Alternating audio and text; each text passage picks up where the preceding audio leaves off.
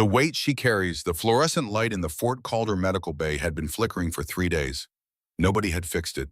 It buzzed and dimmed and buzzed again, casting everything beneath it in that pale, flat light that makes healthy men look sick and sick men look like something worse. On the morning of March 14th, 2024, 3 men sat beneath that light. They were not sick. They were not wounded in any way that a doctor could formally document. But they sat in the plastic chairs along the far wall with the careful stillness of men who had recently learned something about themselves they could not unlearn. Troy Haskell, Sergeant 8 years of service, kept one arm pressed tight against his ribs. Garrett Voss, Corporal, 5 years in uniform, held his right wrist in his left hand and looked at the middle distance. Cal Broden, Private, 19 years old, 12 months in the Army, looked at the floor and kept looking at it. The medical officer on duty that morning was Lieutenant Cheryl Norris, a practical woman who had treated a great many injuries in her years at Fort Calder, training injuries, equipment injuries, the kind of injury that results when a man tries to prove something to someone who does not particularly care whether he proves it. She stood in the doorway, took in the 3 of them, and asked the obvious question, "Who put you in here?" Nobody answered. She waited. Troy Haskell, who had once held a 20-minute argument with a Ranger instructor over proper breach formation, said nothing. Garrett Voss, who had filmed himself doing things most men his age could not do and posted it for 200,000 people to judge, said nothing. Cal Broden, who had followed the other 2 into this situation, the way water follows any available downhill path, said nothing. Norris ordered X-rays on Haskell's ribs, confirmed Voss had no fracture in the wrist, told Broden to ice his shoulder, and left them there. The light kept buzzing. The incident report would eventually note in the flat language that military documentation requires 3 soldiers presented to the medical bay at 13:47 hours following an altercation at Field Bravo. No weapons involved. No broken bones. All 3 cleared for duty. What the incident report could not measure, and therefore did not note, was this: combined, those 3 men weighed 682 pounds. Their combined years of service totaled 14. All 3 had passed combat fitness evaluations within the last 6 months. And Troy Haskell had until that afternoon genuinely believed there was no situation on this base he could not control.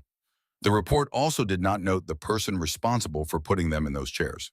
A woman who weighed 119 pounds and stood 5 feet 3 inches tall had put all 3 of them on the ground. Not in 12 minutes, not across 12 rounds. In 12 seconds flat, the time it takes to draw one full careful breath. Her name was Lieutenant Dana Reeves. And the question that no one at Fort Calder had thought to ask until that afternoon was not what she had done. It was why she had waited this long to do it. Fort Calder, Virginia. It sits in the northern part of the state, far enough from Washington to feel like a different world, but close enough that the politics of that city arrive on base faster than the morning mail. In March, the trees are still bare, and the training fields carry a thin frost until mid-morning, and the base moves through its days with the quiet, grinding energy of a place that is always preparing for something without being permitted to say exactly what. The installation runs on routine. Reveille at 0530. Physical training from 0600 to 0730. Chow briefings, drills, evaluations. The days have a rhythm, and most people find comfort in that rhythm because rhythm means the day is knowable, and knowable days are safer than the alternative. Dana Reeves arrived at Fort Calder on March 1st, 2024, assigned to a temporary administrative rotation. That was the official designation. Administrative rotation. A logistics officer cycling through a support assignment, reviewing training protocols, observing unit readiness evaluations, generating reports that would travel up a chain of command too long to trace in a single sitting. She arrived with one duffel bag, checked into her quarters, reported to her desk by 0745 the following morning. The desk was in a corner office of the administration building, gray laminate top 2 drawers that stuck slightly when pulled. She pulled both drawers open on the first morning, found a pencil stub and a broken binder clip, placed them in the trash, and sat down. She spent the first hour reading the procedural documentation for the current training cycle. She read it with the quality of attention she brought to everything: complete, unhurried, nothing skimmed. She wore a gray PT shirt with no unit insignia, standard issue trousers, the clothing of roughly 11,000 personnel across every branch of the armed forces, entirely unremarkable, deliberately so. There was a patch on her left shoulder, small colors subdued, requiring proximity to read. Most people at Fort Calder did not stand close enough. The few who did and recognized what they were looking at said nothing about it. On the right corner of her desk, she placed a photograph. She set it there herself first morning before the procedural documents came out. A man in uniform. Older photograph, the color slightly warm in the way that photographs from the early 2000s tend to be. He was tall and broad-shouldered, with a face built for a specific purpose, and he was grinning at something just out of frame, not the grin of a man performing happiness, but the grin of a man genuinely amused by something he found worth being amused by. Master Chief Robert Reeves, United States Navy SEALs. He had been dead for 15 years. He died in April of 2009 in Kunar Province, Afghanistan, during an operation that does not appear on any public record and will not appear on one within the foreseeable future. His death was documented in the way such deaths are documented. His service was honored in a ceremony attended by 23 people, most of whom had signed agreements specifying exactly what they were permitted to share about it. His body came home. His family was told what they were permitted to be told. Dana Reeves was 11 years old. She stood at the graveside in a dark dress that was slightly too long for her, holding her mother's hand, and she did not cry. Not because she wasn't devastated. She was. But her father had told her a long time before that day that grief was a private thing and that the way you carried it in public said something about the kind of person you intended to be. She had carried it privately every day since. She was 26 years old now, and she called her mother every evening, short calls rarely more than 10 minutes. She asked about the garden, about the neighbor's dog bomb, about whatever book her mother was working through. She did not talk about work. Her mother had long since stopped asking. Her father had told her many things over the years. Sitting at a kitchen table in summer, with a cup of coffee going cold at his elbow, watching her move through the forms he had been teaching her since she was 9. That evening he set his coffee down and said without preamble, in the way he said everything that mattered, "The things I'm teaching you are not yours to use because you want to. They are responsibilities.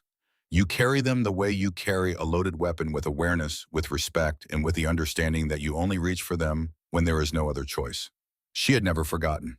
They called themselves the Ironbacks, a name they had given themselves in the way that men who feel overlooked often do, with slightly more ceremony than the circumstances warranted. Troy Haskell was 29 years old and had been a sergeant for 2 years. Built from materials that seemed slightly too dense for the purpose, 6 feet 210 pounds, of deliberate, maintained physical presence. He had done very well in training, the kind of performance that earns recommendations that puts a name on short lists. He had been on one such list. For a formal commendation, the kind that changes the trajectory of a career. And then a single incident, a judgment call in a training exercise that his supervising officer classified as a conduct violation, and that Troy Haskell still believed to his bone marrow was a classification motivated entirely by personal dislike, had removed his name from the list. He had not let it go. You could see it in the way he held himself, a tightness at the bum, a way of appraising every room he entered. He was looking for something to measure himself against. He was in the specific and sometimes dangerous way of men who feel owed something, always looking. Garrett Voss was 24 and had been a corporal for 18 months. Handsome in a cultivated way, with the physique of someone who had trained specifically to be photograph training. His fitness channel had 200,000 followers, enough to feel significant without being enough to live on, which meant he stayed in uniform while filming himself being in uniform. He posted content about elite standards and excellence finding its level. His followers liked it. He had not yet examined closely enough to name what he was actually offering them. Cal Broden was 19 and had been in the Army for 12 months, long enough to stop being surprised by things, not long enough to develop reliable judgment about which things deserve surprise. He was from a small town in eastern Tennessee, first in his family to enlist, which his parents regarded with a complicated pride that had not yet resolved into one clear feeling. He was not unintelligent. He was in the correctable way of very young men, susceptible to the gravity of whoever in the room seemed to know what they were doing. Troy seemed to know. Cal adjusted to his orbit without examining the process. The three of them met in the first week of the current training cycle and formed the fast alliance of people who share certain assumptions about the world. They trained together, sat together at chow. Troy led and the others adjusted. They first saw Dana Reeves on the morning of March 3rd. She was in the base gym at 05:45, 15 minutes before the facility officially opened. She had a key. Nobody had asked who gave it to her. She was working through a movement sequence when they arrived, something that looked deceptively slow, the kind of thing that, to an untrained eye, looks like warm-up rather than the thing itself. Troy stopped in the doorway. Garrett lifted his phone. Cal came in behind them and looked at what they were looking at, a small woman in a gray shirt moving quietly in the far corner of an otherwise empty room, and then looked at Troy to understand what he was supposed to think about it. Troy said loud enough to carry, "Did admin send their secretary to the wrong building?" Garrett kept his phone raised. "If she's here for combat drills, that's going to be content." Cal laughed because the other two were laughing. Dana did not look up. She completed the movement she was in the middle of, transitioned to the next, and continued. Her breathing was controlled and even. The room was quiet enough to hear it. There was a quality to being ignored by her that was different from ordinary inattention. It was not that she hadn't heard them. It was that hearing them had registered the way background noise registers noted and filed, and not worth the interruption of turning around. Troy didn't like that. He was about to say something else when the door behind him opened and Captain Aldous Crane walked in. Crane was 53 years old and had the kind of face that had once been conventionally good-looking and had since become something more interesting. A face that had been subjected to weather and time and difficult experience and had emerged from all of it with a settled quality that was worth considerably more in the situations that mattered than good looks had ever been. He wore his rank without performing it, which is a skill that takes most officers years to learn. He walked past Troy and Garrett and Cal without looking at any of them. "Lieutenant Reeves," he said, "your assessment rotation starts today. Do you need anything before you head to the field?" Dana stood. She was facing Crane now, and the three men behind him could see her face straight on for the first time. She had the kind of face that gave very little away, not because she was hiding something, but because she had spent years training herself to let her face be still. Dark eyes, direct. An expression that read as neutral to most people and read as something more specific to anyone who had spent enough time in high-stakes environments to know what controlled professional attention actually looked like. "I'm fine," she said. "Thank you, sir." Crane nodded. He turned toward the door and then, as if the thought had only just occurred to him, stopped and looked at the three men standing near the entrance. He looked at them for a moment without speaking. "Word of advice," he said finally. "Lieutenant Reeves has more operational hours than the three of you put together. I'd recommend adjusting your assumptions before they adjust themselves for you." He left. Troy watched Dana pick up her water bottle and walk toward the door without glancing back, without changing her pace, without doing any of the things a person does when they are aware of being watched and want the watching to mean something. She simply left. Troy said to the air she had walked through. She didn't even respond. "Probably terrified." Garrett nodded. "We could put her down in 5 seconds. All three of us." Cal said nothing. Something about the last few minutes had left him with an unexamined discomfort he didn't yet have words for. That afternoon, Garrett ran the search. He was in his quarters, laptop open, the restless energy of someone who has been thinking about something for hours and has decided to act on it. He pulled up the base's internal personnel system and typed Reeves Dana, rank lieutenant, branch Navy, assignment Fort Calder, March 2024. The system processed the request. What came back was not a personnel file. The screen showed a solid red border, the system's access restriction display. Inside that border, 2 lines of text. Access denied. Classification level TS/SCI. Contact security officer for inquiry procedures. Garrett stared at the screen. S/SCI was not a classification associated with logistics officers. It was not a classification that appeared on the files of personnel in any standard administrative capacity. It belonged to a narrow category of work that by definition did not get assigned to people cycling through routine rotations at domestic training installations. He sat for a moment. Then he decided it was a server error because that explanation was simpler than the alternative and closed the laptop. He did not tell Troy about the red screen. Dana ran at 0500 every morning.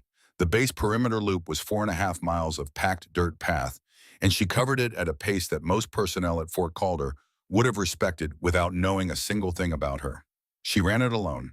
She ran the first half in darkness and the second in the gray early light, and she did not wear headphones because she had spent enough time in environments where unawareness of your surroundings was not a lifestyle preference, but a cause of death.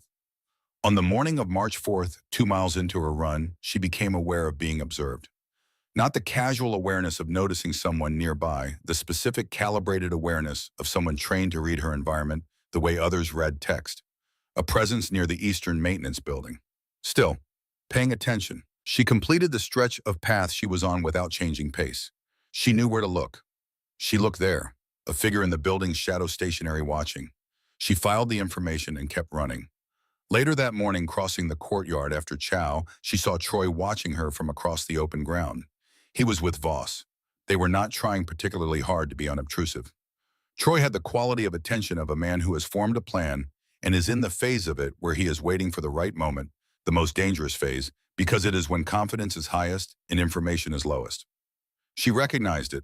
She had encountered it in environments where the people watching her had been considerably more capable and considerably more motivated than Troy Haskell, and she had navigated those situations. She would navigate this one. The question, as she had told herself the first morning she noticed them adjusting their schedule to cross hers, was not whether they would act. It was whether when they did she would have a reason to respond.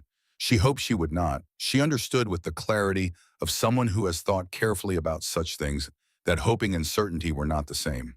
That evening she called her mother. The garden was coming in slowly, her mother said. The winter had been long. Dana said that was fine. Spring was patient. Her mother said she sounded tired. Dana said she was fine. There was a pause, the pause her mother had developed over years of practice, the pause in which she wanted to ask something specific and had learned that asking would not produce useful information and that not asking preserved something important between them. Dana had always been grateful for that wisdom. She said goodnight. She set the phone down beside the photograph on the desk. She looked at her father's face. Then she turned off the light. There was one person at Fort Calder who had recognized what he was looking at from the very first morning. Master Sergeant Ray Dolan was 58 years old and had been in the Army for 34 years, which meant he had been in longer than most of the people currently on base had been alive. He was scheduled to retire in June, a fact that floated around him like a weather pattern present and acknowledged but not yet entirely real. He moved with the deliberate economy of a man who had learned across decades to conserve energy for the moments that required it. He spoke rarely, and what he said was generally worth what it cost him to say it. He saw Dana running on the morning of March 2nd. He was standing outside the Eastern Maintenance Building, waiting for a facilities supervisor to finish a phone call when she came around the far bend of the perimeter loop. He watched her run. He watched the way she moved, the economy of it, the quality of control in each stride, the way she monitored her environment without appearing to monitor anything at all. He said nothing. He made no note. He told no one. He simply filed it the way a man with 34 years of careful observation files what matters completely and without ceremony. He nodded once to no one in particular and went back to waiting. By the morning of March 5th, Troy Haskell had settled on Field Bravo. Tactically, within the specific and limited logic of what he was planning, it was a reasonable choice. Field Bravo was a secondary training area in the southeastern corner of the base, used for advanced sparring and small unit exercises, but lightly trafficked during midday hours. A corridor along its northern edge between a row of equipment crates and the perimeter fence was the most direct path between the administration building and the assessment review room, where Dana's afternoon observation was scheduled. He laid it out for Garrett and Cal at breakfast. Garrett nodded. His wrist was bothering him from a training injury 2 days earlier, but he didn't mention it. He was thinking about the camera rig he had adapted from a belt clip small enough not to be obvious, high enough resolution to be usable. Cal listened and nodded when he was supposed to nod. He still had the unexamined discomfort he hadn't been able to name since the gym, the thing he kept setting aside. He told himself it was nerves.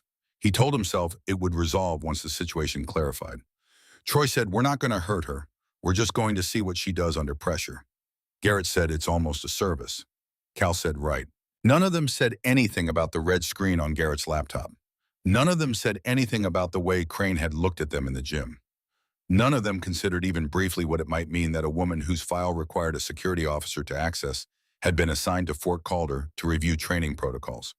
The morning moved toward afternoon. Dana completed her morning evaluation, added 3 pages to her field report, ate lunch alone at the end of a long table, and was gathering the afternoon's documentation, a folder of training assessments.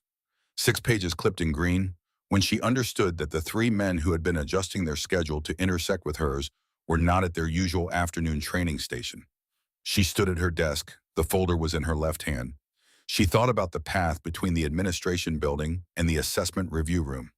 She thought about Field Bravo. She thought about her father at a kitchen table in summer, a cup of coffee going cold, watching her move through forms she had spent 2 years learning. She took a breath. She walked out of the administration building into the cold March air, turned toward Field Bravo because there was no other reasonable path to where she needed to be, and because avoidance was not among the things her father had taught her. Part 2, 12 seconds of truth. She heard them before she saw them. Not because they were loud, they weren't.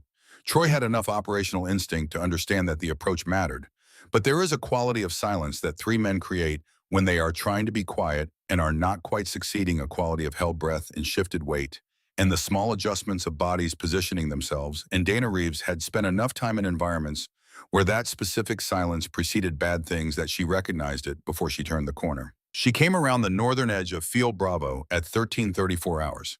The corridor was 22 feet wide, shaded by the equipment crates on one side open to the gray March sky on the other. The ground was packed dirt soft from 2 days of rain. The assessment review building was visible at the far end, its entrance, 80 feet from where she stood. Troy was at the near end, leaning against a crate with a deliberateness that was trying to pass for casual. Garrett was to her left, slightly behind flanking position.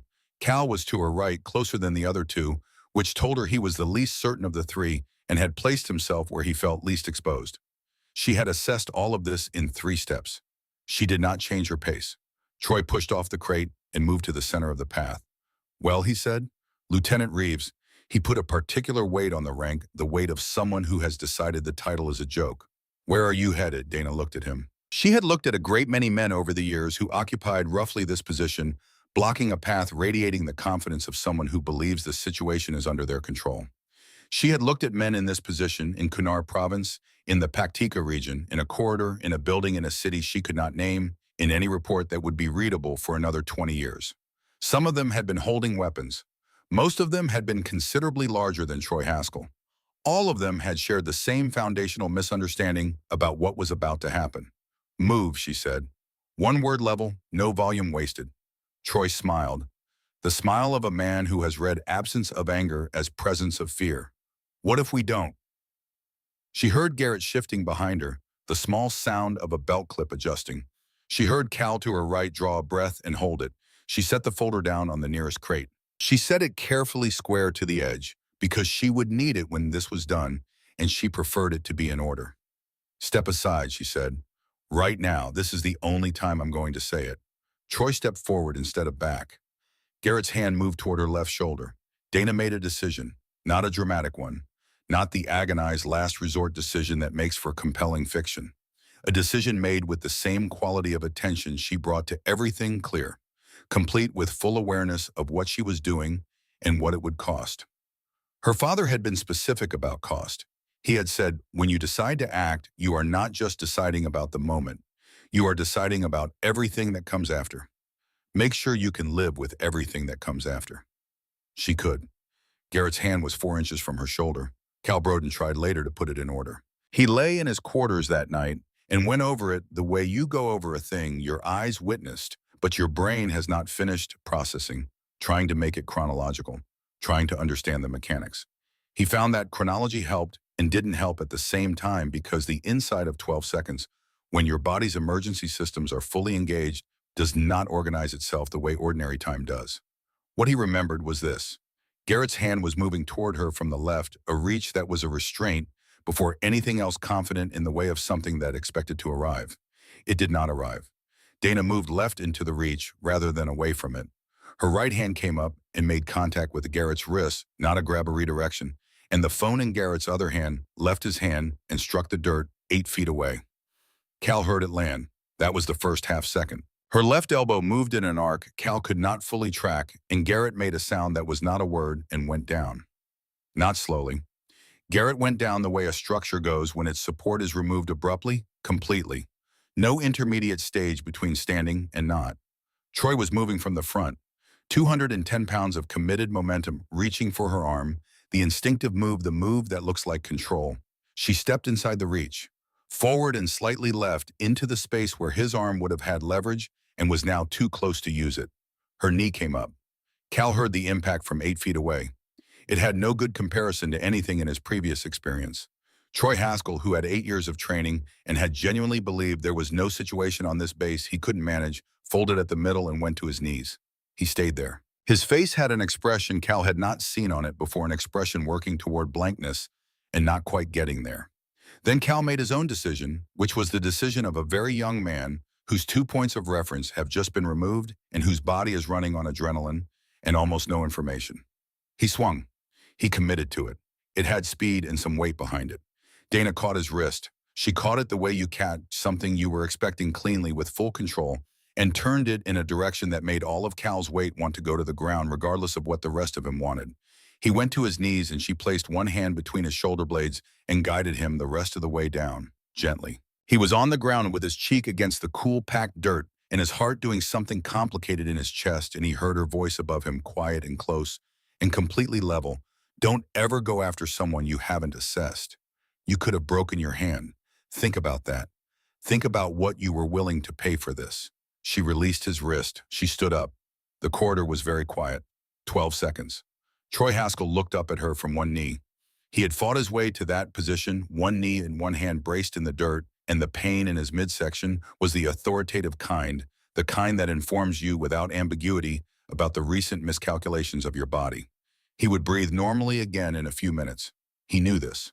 But what held him there for longer than the pain was her face. He had spent 8 years and a not inconsiderable amount of natural aptitude learning to read people. He read confidence and fear and contempt and the dozens of gradations between. He was, by his own honest assessment, good at it. He had no category for what he saw in Dana Reeves's face. There was no anger. He had expected anger or something adjacent, the energy of justified retaliation, the hot expression of a person who has been pushed and has pushed back. He had expected something that would have made this feel like an exchange, a confrontation between equals, a thing with heat in it.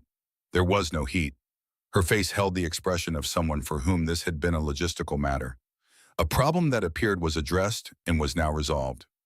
It was not contempt. Contempt would have been warmer, would have required him to matter more than he apparently did. It was not satisfaction. It was simply the clear, still face of someone who had done a necessary thing and was ready to move to the next one. Troy Haskell had not felt genuinely afraid in years. He felt it now, not of the pain, not of the consequence, but of the recognition that he had been operating with a map that bore no resemblance to the territory. He said, What are you?" Dana looked at him for a moment. She said, "I told you to move. And you didn't." She looked at all three of them in turn, the way an instructor looks at a class after a demonstration, assessing comprehension, calculating what still needs to be said. "Report to Captain Crane," she said. "Tell him exactly what happened. He'll know what to do." She stepped to the equipment crate. She picked up the folder. She squared it in her hands. She said, "I'm not a secretary. I'm not here to observe. And I am not afraid of you." She paused, choosing her last words. "Remember that when you're deciding who else you think you can read at a glance." She walked to the end of the corridor, turned right, and was gone. Garrett Voss lay on his back looking at the March sky, flat gray, textureless, offering nothing. He brought his right hand up and looked at his wrist. It communicated things about his immediate future that he did not want to think about. His phone was in the dirt 8 feet away. He thought about the camera rig on his belt, the angle, the position of his body during the preceding 12 seconds, and understood that whatever footage existed, if any, would show primarily the ground and the lower half of 3 men going down in sequence. He said nothing. Cal was on his knees. He was thinking about the word, gently turning it over. He was thinking about what she had said. "Think about what you were willing to pay for." He did not have an answer yet. Troy got to his feet. He squared his shoulders in the habitual way of a man who has decided that posture is the last thing he controls when everything else has been taken from him. He said, "Get up. We're going to see Crane." Garrett Voss sat in his quarters at 1600 hours. He had been a corporal for 18 months, and in those months, he had built something in the specific territory where military service meets fitness. Content meets the hunger of an audience that wants to feel connected to something real. 200,000 followers, a rhythm for it, an understanding of what worked. What had happened at Field Bravo did not fit anything he knew how to work with. He opened his channel's management interface. 2 pieces of content in the past 72 hours, a training clip and a video from the gym on March 3rd. In the gym video, he had not shown Dana directly, but her presence in the background was visible, and the caption he had written was something he had considered pointed at the time and was now in the aftermath of the afternoon looking at differently. He looked at the comment section. 847 comments on the gym video. He scrolled. Someone had recognized the patch on Dana's left shoulder. Not many people would have. It was subdued, small, designed to be unobtrusive to anyone without specific context. But someone had recognized it and said so, and that comment had accumulated responses with the speed the internet achieves when it believes it has spotted something important. He read down through them. His audience, 200,000 people, who had followed him because they wanted to see what genuine excellence looked like, was telling him, with the collective directness that online audiences sometimes achieve, that the woman in the background of his video was not who his caption had implied, that the patch on her shoulder identified a category of person, that his audience, which leaned heavily toward men who had served or deeply respected those who had regarded with a specific and serious reverence, that what he had written was not funny, that they wanted it gone. He read through most of the comments before he stopped. He sat with his laptop open and the comment count ticking upward, and the particular feeling of a man who has been shown something true about himself without being asked. He had put genuine work into the channel. Real discipline. The fitness was actual. The commitment was real. But somewhere in the last year, maybe longer, he had drifted from the version he was proud of toward a version he had been building on the wrong foundation. The reaction of other people, the count of responses, the performance of something rather than the thing itself. He closed the management interface. He opened it again. He deleted the gym video. Then he sat in the quiet of his quarters and waited to feel better about it, which took longer than he expected. Captain Aldous Crane's office was on the second floor of the command building, north-facing window, looking out over the main training fields. In 22 years of commands across 4 postings, he had occupied a great many offices. He had come to value this window specifically because it showed him the base in motion, the rhythm of a training installation that told you, if you watched it carefully and honestly, more about unit health than any evaluation report. He was at the window when Troy, Garrett, and Cal were shown in. He let them stand. He had known Dana Reeves for 6 years. He had known her father far longer, since the fall of 1993, when a classified operation in Somalia had put Crane and Robert Reeves in circumstances that either broke the people inside them or bound those people together in ways that ordinary service did not produce. Robert had been 29, then already operating at a level that most SEALs spend whole careers approaching. Crane had been a younger officer with enough sense to recognize what he was watching and enough humility to learn from it. He had been at the graveside in 2009. He had watched an 11-year-old girl in a dark dress hold her mother's hand and keep her face still, and he had seen in that face the same quality her father carried. The deliberate stillness of someone who understands that grief at its foundation is private. He had a letter in his desk drawer. He had carried it for 15 years across 3 postings in 2 countries, in the kind of career that takes a man to places he cannot afterward describe. The letter was in Robert's handwriting, precise, economical, nothing wasted.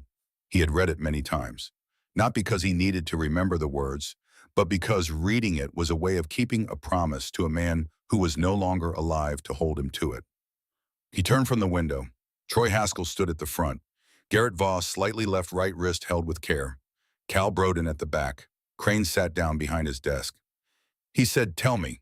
Troy told it straight, which Crane had not been entirely certain he would do. There was a version of this conversation where facts get shaped by the telling, edges smoothed, motivations repositioned. Troy didn't do that. He said what they had done and what had happened. He didn't make himself smaller in the telling than he actually was.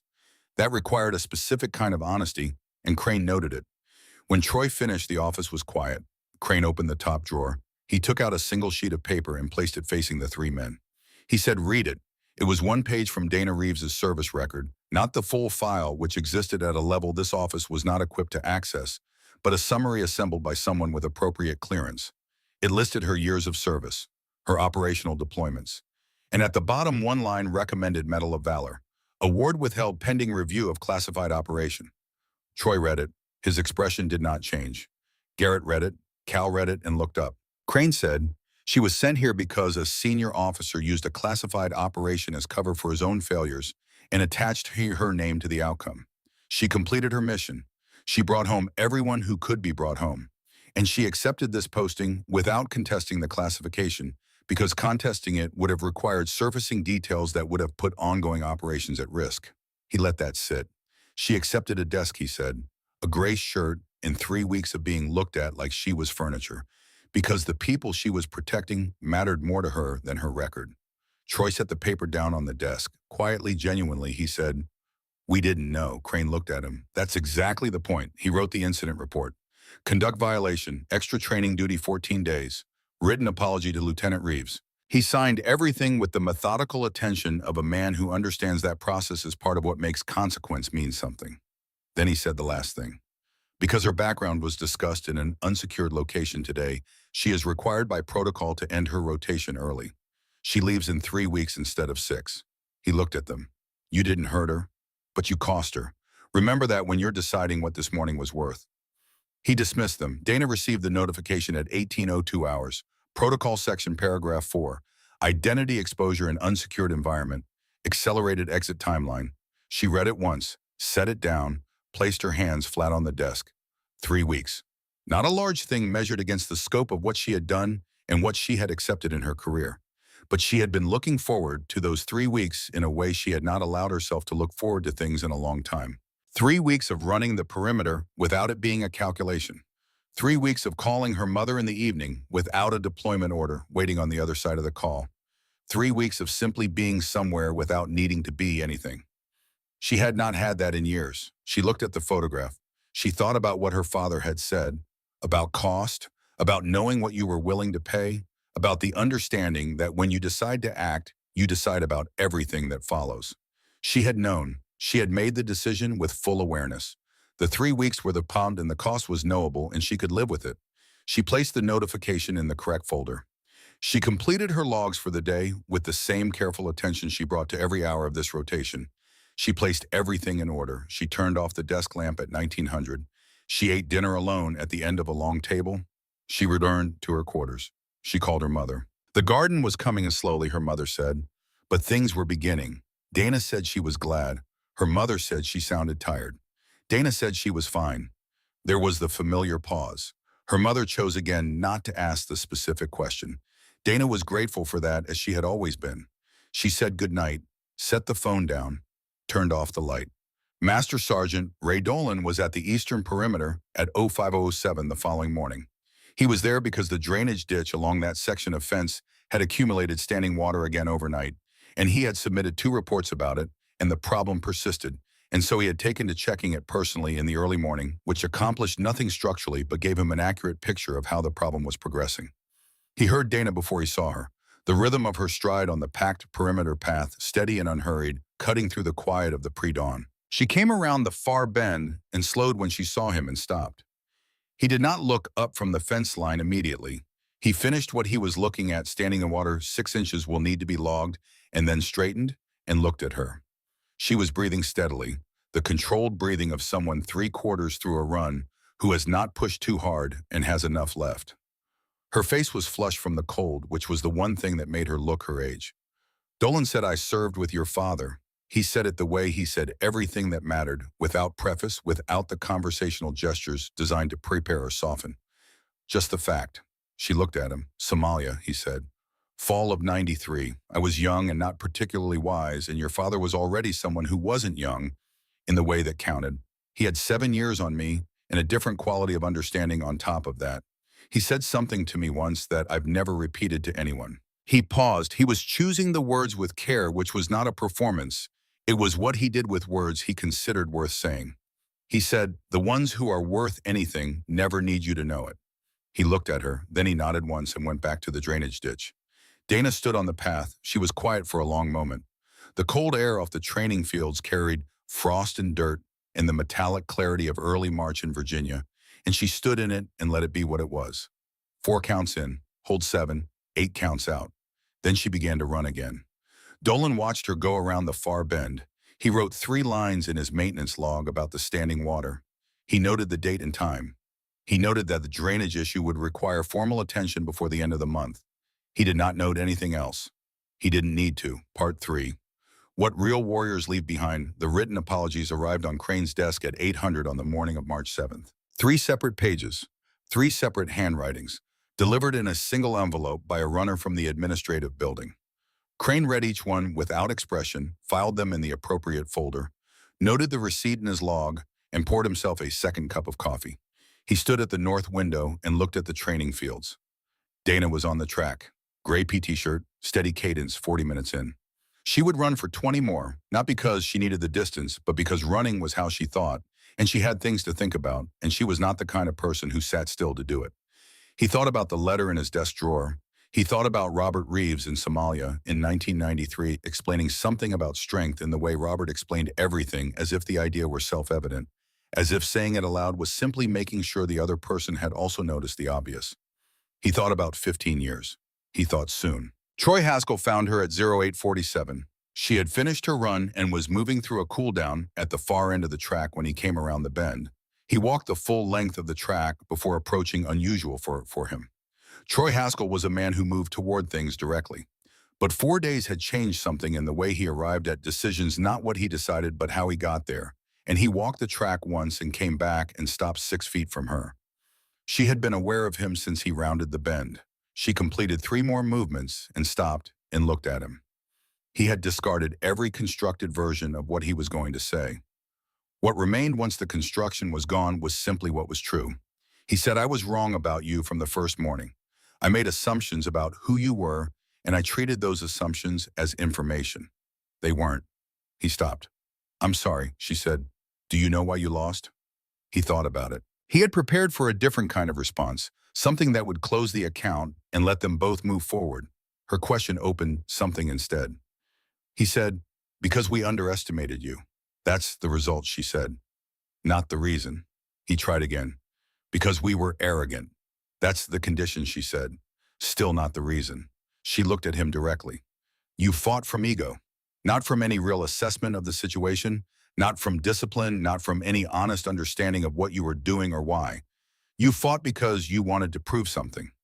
She paused. "Ego is a compass that points at what you want to be true. It has nothing to say about what is." Troy was quiet for a moment. Then he said, "How do you stop it?" "You don't stop it," she said. "You replace it with something more reliable.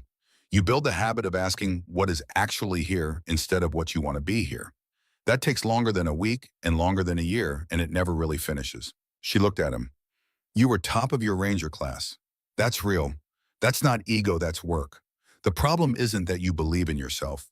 It's that somewhere along the way you started believing in the performance of yourself instead of the substance. Those require different kinds of maintenance." He said, "I filed the CQC application this morning." She nodded, not with approval, but with the specific acknowledgement of someone recognizing a correct decision without needing to mark the occasion. She said, "File it because you want to be better, not because of what happened here. Those feel like the same reason right now, but they're not. One of them lasts beyond the embarrassment. The other one doesn't." He understood the distinction. He was not certain he fully embodied it yet, but understanding was the beginning.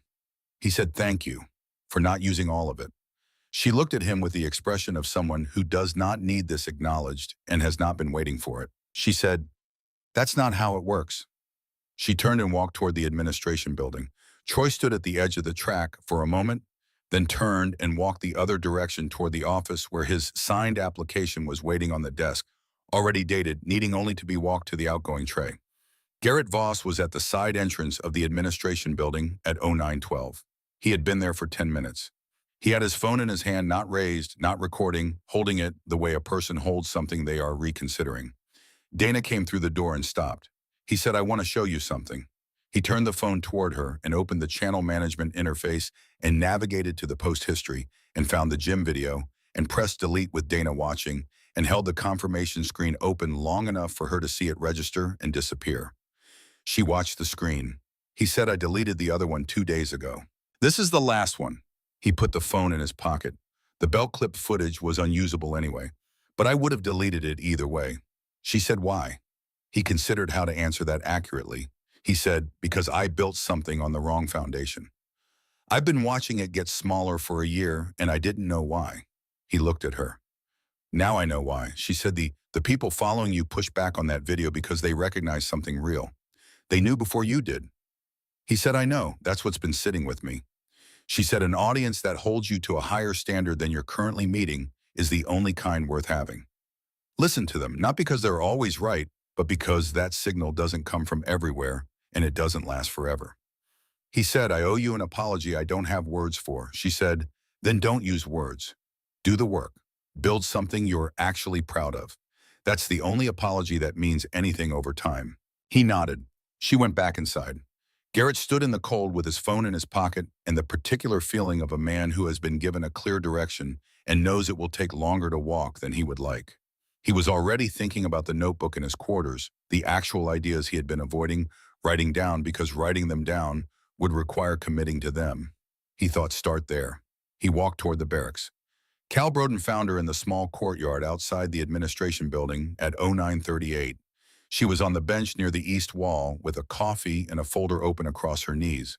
She looked up when she heard him coming, then looked back at the folder. He understood this as permission to approach. He sat at the far end of the bench, 4 feet between them. She kept reading. He said, "I don't have a good version of this." She turned a page. He said, "I followed them because I was afraid of being left out. That's the whole thing. I was 19 and new, and they seemed like they knew where they were going, and I was more afraid of being the person who didn't belong anywhere than I was of anything else." He stopped. "That's not an explanation. It's just what was true."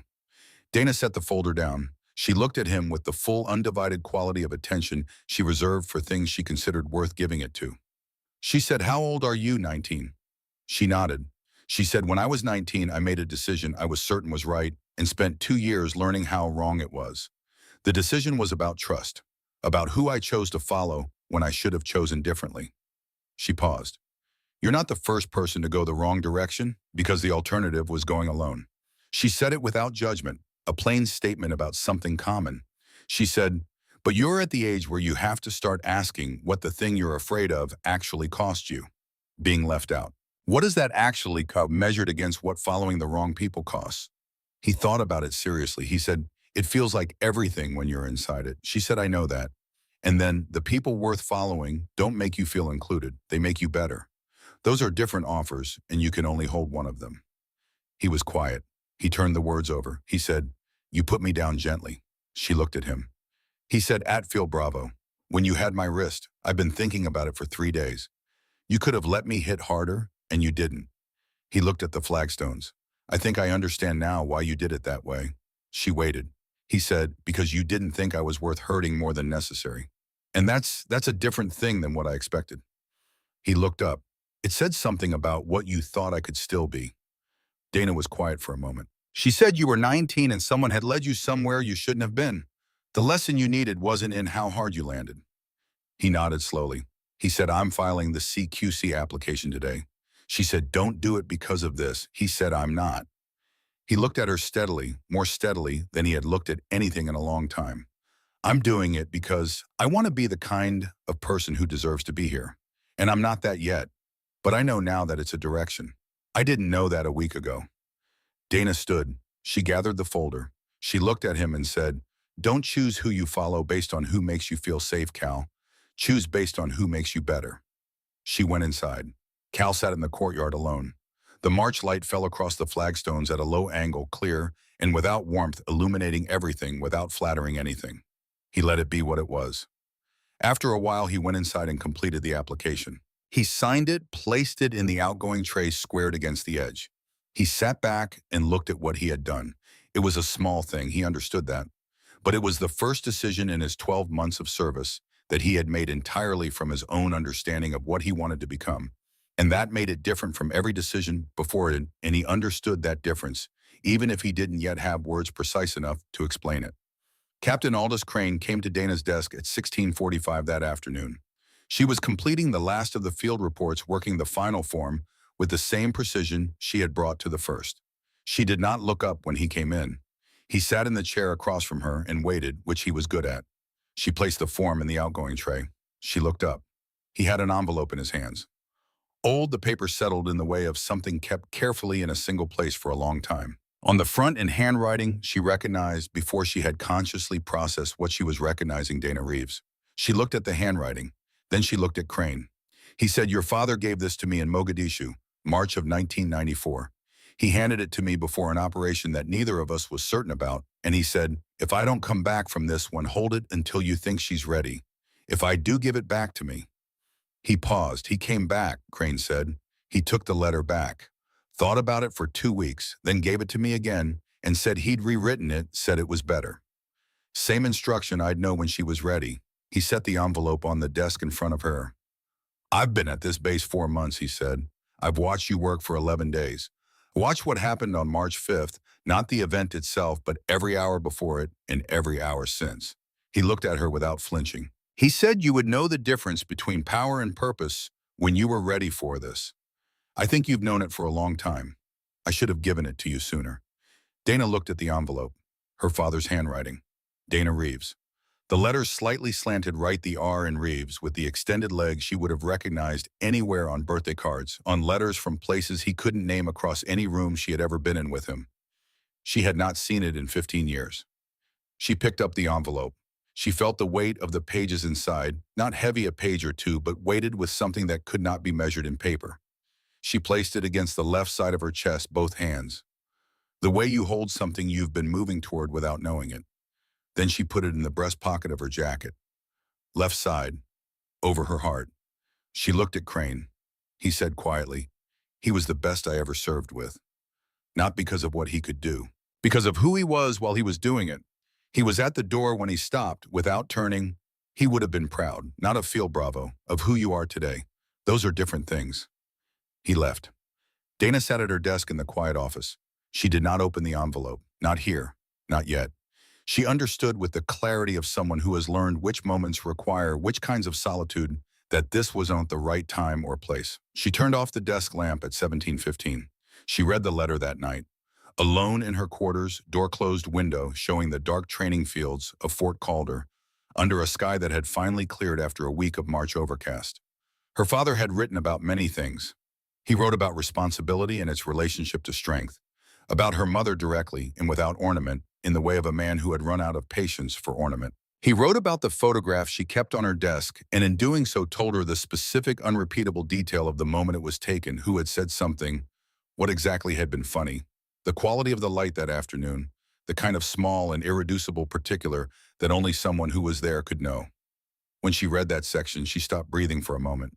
Then she started again, and understood something she had not known was still available to her. Near the end, in the same precise slant she had known all her life, he had written, "The things I taught you are not burdens. They are not weight. I was wrong to frame them that way when you were young, and I am correcting it now. They are yours. They are the part of me that keeps moving in the world after I cannot." She read that sentence once, folded the letter into thirds, and held it and looked out the window at the dark fields for a long time. She placed it back in the breast pocket of her jacket where it would stay. She called her mother. The garden, her mother said, was finally showing something real. Things coming up properly.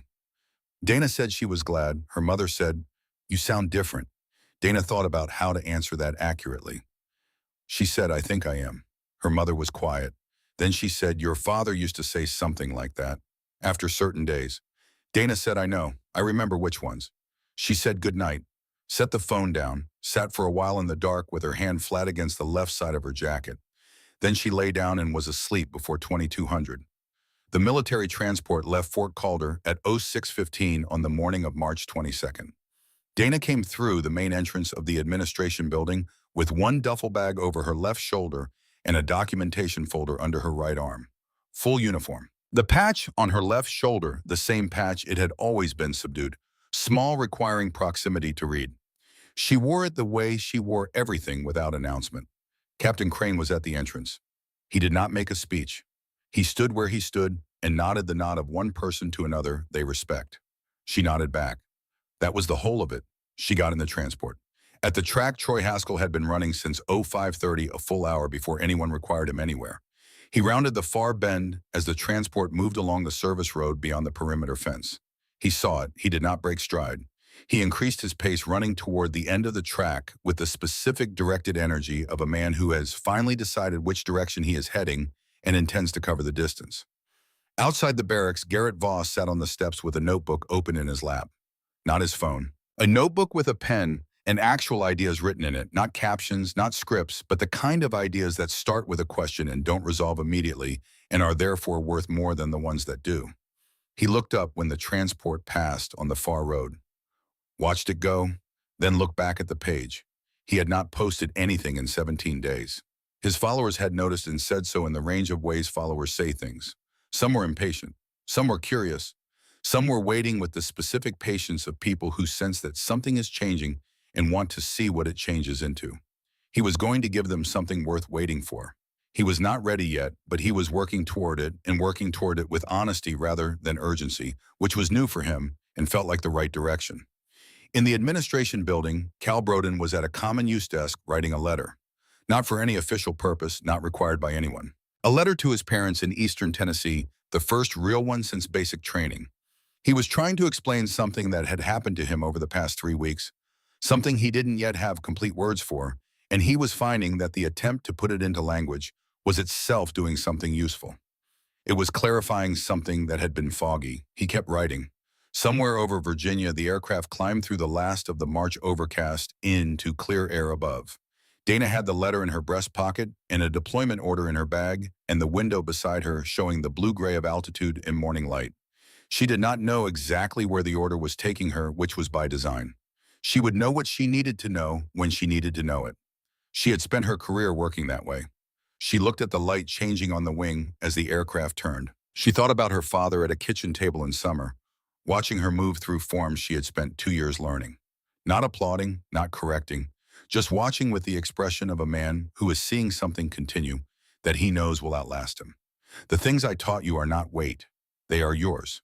They are the part of me that keeps moving after I cannot. She understood now in a way she had not fully understood before what he had meant by that. Not permission, not instruction, simply the truth stated plainly in the way he stated everything, as if it were self-evident, as if the only reason to say it at all was to make sure the other person had also noticed. She had been carrying it correctly all along. She had simply not known until someone who had kept a letter for 15 years decided that today was the day she was ready to hear it confirmed.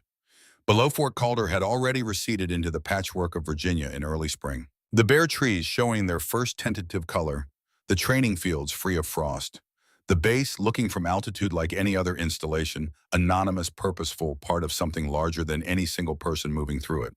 She did not look down. She looked at the horizon where the work was, where it had always been where she was going. The letter rested in her breast pocket over her heart next to nothing because it needed nothing beside it. It was enough on its own. It had always been enough. She had simply needed someone who had known her father to confirm what she already carried. The aircraft leveled. Virginia fell behind. The horizon opened ahead of her, clear and vast, and without a single unnecessary thing in it. She was ready.